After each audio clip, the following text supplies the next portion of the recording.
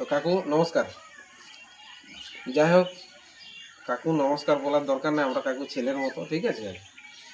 তো কাকুকে দেখে সবাই চিনে, পুরুলিয়া শুধু নয়, বাংলা, বিহার, উড়িষ্যা, ঝাড়খণ্ড, মানে ছ জগৎটা যেখানে যেখানে হয়, প্রায় প্রত্যেকটা মানুষই এই ব্যক্তিটাকে এখন বর্তমান সময়ে সবাই জানে, এক ডাকে। ছবি দেখলেও, চেহারা দেখলেও চিনতে পারবে। নামটা তো বলারই কিছু নাই, আকাশে বাতাসে সব জায়গায় নামটা মিশে আছে। তো কাকুর সঙ্গে আমাদের একটা সম্পর্ক আছে, আমাদের গুরুদেব বটে। আমরাও একটা ছদল করেছি, সেই ছদলের আমাদের শিক্ষাগুরু আছে। তো কাকু আমার বাবার তুল্য লোক। তো দীর্ঘদিন জগতে থাকার পর আজ একটা যাই কাকুর নাম প্রস্তাব হয়েছে, তো সেই আনন্দ, সেই খুশি কাকুর থেকে আমাদেরও একটা মানে ভিতরে একটা আনন্দ জেগেছে যে কবে যাব, কখন যাব, কাকুর সাথে একটু কথা বলবো। তো আজ প্রায় 3-4 দিন ধরে ফোন করছি কাকুকে, কিন্তু দুর্যোগের কারণে বা বিভিন্ন সময়ের অভাবে আসতে পারিনি। তো যাই হোক, আজ এসে কাকুর কাছে উপস্থিত হয়েছি।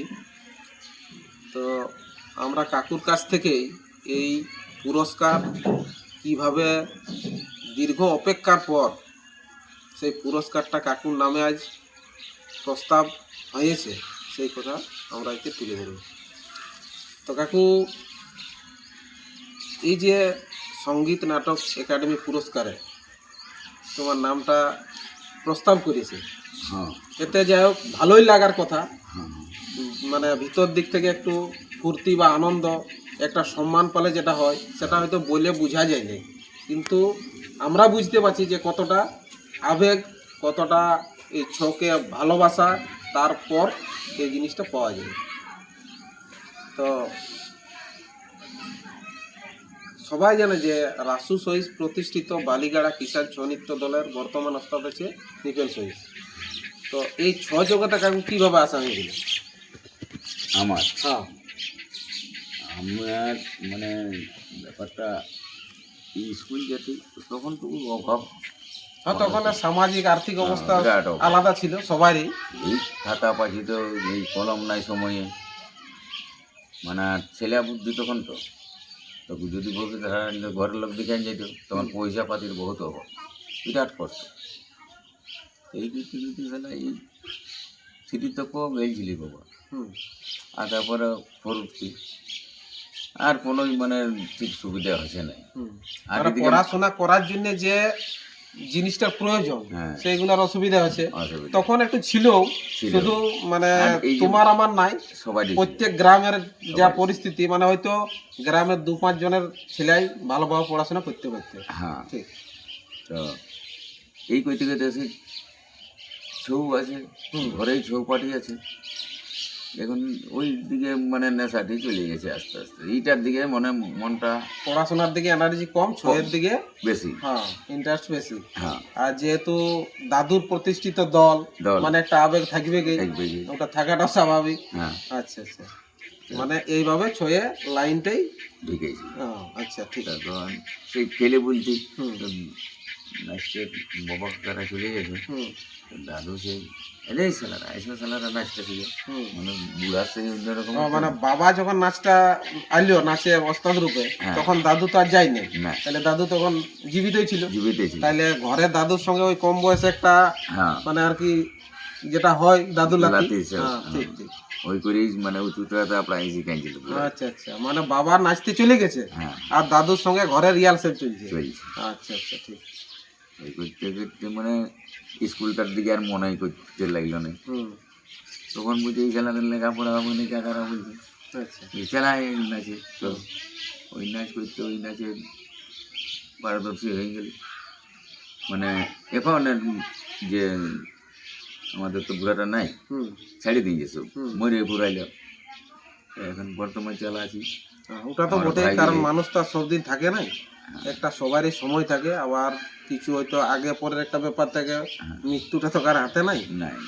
তো এইভাবে যা একটা বংশগতভাবে ছয়ে আসা। হ্যাঁ, তো তোমার দাদু মানে রাসু সাইজ হ্যাঁ, কিভাবে ছ জগতে আসিছিল, যাই হোক একটা গল্প তো শোনা যায়। হ্যাঁ, আমিও মনে কর সেটা জানি নেই, কিন্তু যেটা দাদু বলে হুম যে নাটা নাচ, হুম নাটা নাচ করতেই আমি ছৌটা করি। আচ্ছা, মানে দাদুর মুখের থেকে যেটা তুমি শুনেছো। হ্যাঁ শুনি। আচ্ছা আচ্ছা আচ্ছা, মানে প্রথমে রাসু সহিস নাটা নাচে না- পারদর্শী ছিল, পারদর্শী আর ওইখান থেকেই ছয়ের উৎপত্তি উৎপত্তি। বা ছয়ে আসিছে আর কি। আসিছে। হুম আচ্ছা, তাহলে রাসু সহিস ওই নাটার থেকে ছয়ে শুরু করেছে ছৌ নাচটা। তারপরে রাসু সহিসের পরে ওনার ছেলে, মানে ওনার হ্যাঁ। ছেলেরা ক ভাই? চার ভাই। চার ভাই। চার ভাই একটু নামটা বলুন। ধরো সূর্যকান্ত সহিস হইলে বড়, হুম আর ফণি সহিস হইলে মেজ, হুম অনিল সহিস হইলে সেজ, আর সুবোধ সহিস হইলে ছোট। ছোট। তাহলে সূর্যকান্ত সহিস হচ্ছে ক নম্বর গো? 1 নম্বরে আচ্ছা, বড় ছেলে। তাহলে রাসু সহিসের বড় ছেলে সূর্যকান্ত সহিস। সহিস আচ্ছা আচ্ছা, আর সূর্যকান্ত সহিসের মানে ছেলে দুটো? 2। হুম। তো তুমি দাদা আর- নাই, হ্যাঁ, দাদা মারা গেছে। মারা গেছে। আচ্ছা আচ্ছা, এখন আমি একা। হ্যাঁ, তো দাদা নাচ করতে তো বড় কাকা? করতো। আচ্ছা, তাইলে মানে তোমাদের বংশগতভাবে এখন 3 পিঢ়ি রানিং চলছে, চলছে। 4 ঢুকবে। চারে ঢুকি। তাহলে 1 নম্বর আছে রাসু সহিস, তারপরে হচ্ছে সূর্যকান্ত সহিস, তারপরে নিপেন সহিস। আচ্ছা, এইবারে তার পরবর্তীতে যে কেউ আসবে আসবে কি নাচ করছে ওরা, নাচ যখন করছে এই জগৎটায় আছে। আছে। আর যাই হোক, মানে যেহেতু কি বলবো যে পারিবারিক ছৌ, হ্যাঁ। আমি যতটুকু শুনেছি বা জানি যেটা, হ্যাঁ। যে ছৌ জগতে রাসু সহিসের দলে একমাত্র দল যেটাকে মানে কি বলবো যে পারিবারিক দিক থেকে বংশগতভাবে পরম্পরায় চলে আসছে। ঠিক আছে, আরো অন্যান্য দলও আছে আছে। আছে কিন্তু এই যে রাসু সহিস, সূর্যকান্ত সহিস, নিপেন সহিস, আছে। তারপরে আবার আরো অনেক যেমন আছে জুরু কুমার আছে, ভূপেন কুমার আছে, দারা সিং কুমার আছে, আছে অনেকও। আছে। কিন্তু সব থেকে আদি যদি আমরা পুরানো, তো এই দলগুলোর মধ্যে সর্বশ্রেষ্ঠ বা একটা জনপ্রিয় দল এই বালিকাড়া কিষাণ চরিত্র দল, যেটা রাসু সহিত প্রতিষ্ঠিত করেছিল এই দলটাই। হ্যাঁ। আচ্ছা, যাই হোক, তো আজকে এই পুরস্কারটা ঘোষণা হওয়ার পর মানে পরিবারের লোক বা তোমার কেমন লাগছে? ফুর্তি লাগছে। এতদিনে আমরা কোনো পুরস্কার নাই, কিছু নাই পাঠাইছিলি, হুম তখন এমন ব্যক্তি পাচ্ছে হুম আসলে আমরা এতদিন ধরে রেখেছি, হুম কিছুই পাইনি।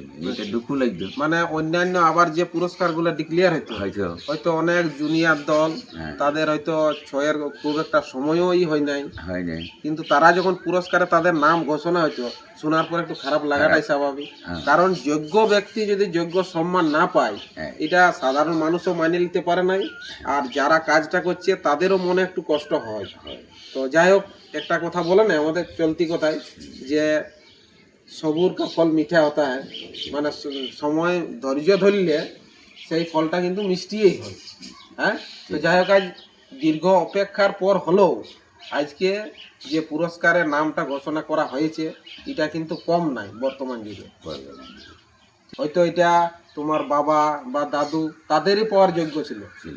ঠিক আছে, সেইটা আজ তো 2 পিঢ়ি পরে আজ তোমার জায়গায় পাওয়া গেল। যোগ্য সম্মানটা পাওয়া আছে। যাই হোক, ঠিকই আছে।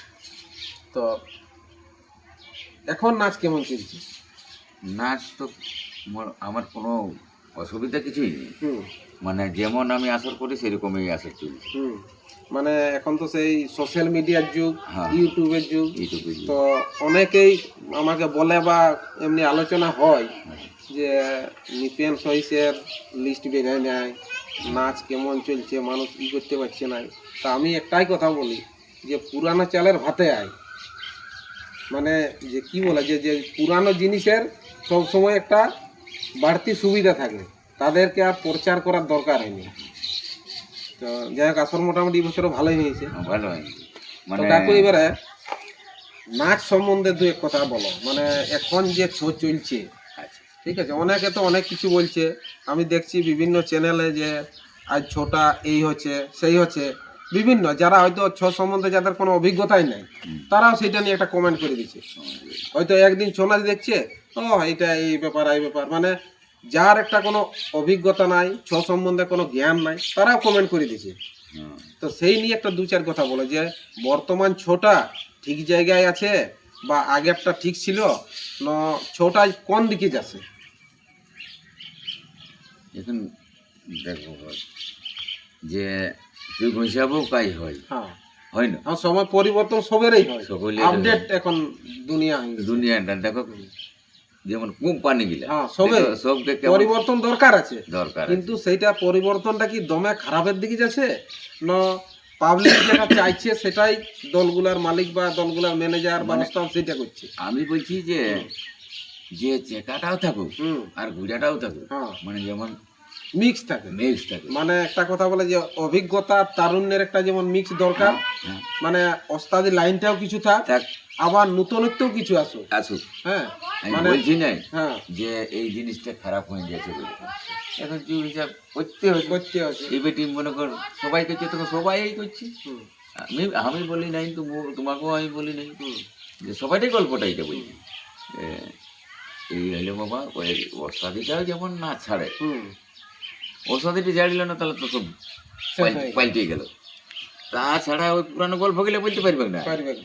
এই যে আজ এখনকার যে সব ওস্তাদ গুলা, পুরানো ওস্তাদ কে আছে, মরে গেছে না সব। হ্যাঁ, সময় হওয়ার সঙ্গে সঙ্গে হ্যাঁ। যাবে কি, কিন্তু তাদের ওই সব সাংস্কৃতিক বিষয়টাকে ধরে রেখেছে। হ্যাঁ, ধরে রেখেছে কয়েক লোক আছে, আছে। ওইটা আর হয়ে গেলাম ইয়া হয়ে গেলে আর কে ধরবে কে, তখন তো চলে যাবে রঙে, হুম, মানে পুরানো জিনিস পুরান যাবে। মানে ছটাকে আমরা যদি ঠিকভাবে মানে নিয়ে যেতে পারি, এই তাহলে সব জিনিসটাকে আমরা আগে টাচে থাকতে হবে। কাছে থাকতে। মানে এই যে ওস্তাদি লাইন বা ওস্তাদি নাচ যেটা বলছে, হ্যাঁ, বিভিন্ন ছন্দের বাজনা, বাজনা। বিভিন্ন সুর, সুর ঠিক আছে, যেটা পুরানো দিক থেকে আছে, আছে মানে আগের ছয়ে যে জিনিসগুলো ছিল, ছিল, হয়তো সেইটাকে আমি একটু কাটছাট করতে পারি, পারিস কিন্তু রাখতে হবে। রাখতে হবে। হ্যাঁ, আবার নতুনও কিছু যোগ করতে হবে, করতে হবে। নাকি? হ্যাঁ এটাই তো বলছি। হ্যাঁ, তাহলে কি হবে না, পাবলিকও যেটা চাইছে তার পাবলিকেরও মনটাকে শান্তি দিতে পারা যাবে, হ্যাঁ, আর আমাদের যে ছয়ের যে মূল বিষয় বিষয়। সেটাকেও আমরা রাখতে পারবো। রাখতে পারি। আচ্ছা, মানে দুটা জিনিসকে কি বলবো সংমিশ্রণ করে অ্যাডজাস্ট করে চলতে হবে। চলতে হবে। যেমন তো হালকা বয়সের ছেলেরা, হুম, ওরা এখন রংটাকে চাইবে। রংটাকে চাইবে, হ্যাঁ, হ্যাঁ, বাজি, আর আমাদের বয়সের গেলে কি বলবে, ওটা ডিক্লেয়ার করছি না বাপ। হ্যাঁ, হ্যাঁ, না না ঠিক, বুঝতে পারছিস। বুঝতে পারা যাচ্ছে। তো আমাদের বয়স গেলে একটু ওই লাইনটা ওই লাইনটাকে সবাইকে মানে দুই লোককেই সমানে রাখতে হবে, মানে নাহলে একটা আসরে তো বিভিন্ন ধরনের দর্শক থাকবে। দর্শক থাকবে। হ্যাঁ, তাহলে সব দর্শককে যেমন মজা যতটা পারা যায় যতটা খুশ করতে পারা যায়। এই, আচ্ছা আচ্ছা, এখন বিভিন্ন মানে কম্পিউটার ব্রেন হয়ে গেছে ট্রেন না? হয়ে গেছে, কারণ ওইভাবে না হলে চলতেও পারা যাবে চলতে না। পারা যাবে না। কারণ এখন সব জিনিসেরই পরিবর্তন আছে। হ্যাঁ। সুর সঙ্গতে আগে নাকি কেসিও ছিল নাই, কিচ্ছু না। কিচ্ছু নাই, ড্রেস পোশাক এত উন্নত ছিল নাই, তাইলে এখন কি হচ্ছে না, আগে দর্শনধারীটা, তারপরে গুণ বিচার কোন বিচারিটা, হ্যাঁ। তাইলে আমরাকে পাবলিক যেটা চাইছে সেই বিষয়টাকেও কিছুটা নিতে হবে, নিতে হবে, আবার ওস্তাদি বিষয়টাকেও আমরাকে রাখতে হবে, রাখতে হবে, তাহলে কিন্তু চৌদলগুলা আগে যেতে পারবে। যেতে পারবে। আচ্ছা, যাই হোক, তো এখন মোটামুটি ছয়ের নিয়ে তো অনেক কথাই হইল, একটা যে এক সম্মান পাওয়াছে পাওয়া এতে আছে। সবারই আনন্দ। আনন্দ। আমি মনে করব যে সবারই এতে পুরুলিয়ার শুধু আজ পুরস্কারটা নিপেন সহিসকে করছে নাই, একদিক থেকে দেখতে গেলে পুরুলিয়ার ছৌকে করছে, সেইখানে হয়তো নিপেন সহিস একটা ব্যক্তি, উনার নামে ডিক্লিয়ার আছে, কিন্তু মূল বিষয় তো ছোটা, ছোট। ছোটাকে নিয়েই তো নিপেন সহিসের নামে পুরস্কারটা আজ ঘোষণা আছে।